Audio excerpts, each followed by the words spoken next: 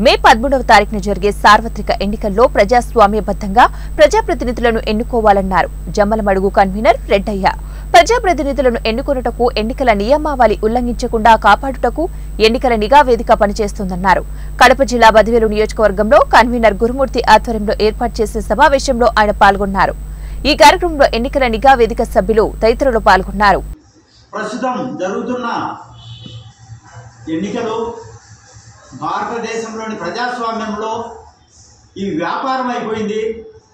ఓటర్లను అనేక రకాలైనటువంటి ప్రలోభాలకు గురి చేస్తూ భయభ్రాంతులను చేస్తూ ఎన్నికలు సజావుగా జరగకుండా మరి ఏకపక్షంగా జరిగేటటువంటి పరిస్థితులు కూడా చాలా ఉన్నాయి.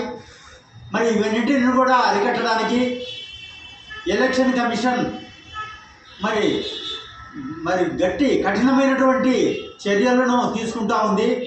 అందులో భాగంగా ఎన్నికల నిఘా వేదిక స్వచ్ఛంద సంస్థ మరి ఎన్నికలు సజావుగా జరగడానికి నీతి నిజాయితీగా సరైనటువంటి వ్యక్తిని ఎన్నుకోవడానికి ఓటర్లను ప్రలోభాలకు గురి కాకుండా చేయడానికి ఓటర్లను చైతన్యం చేసే విధంగా మరి ఎన్నికలు ప్రశాంతంగా జరిగేటట్లు చూడడానికి ఈ స్వచ్ఛంద సంస్థ అనేక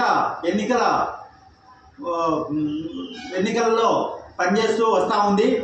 మరి ఇప్పుడు కూడా బద్వేలు నియోజకవర్గంలో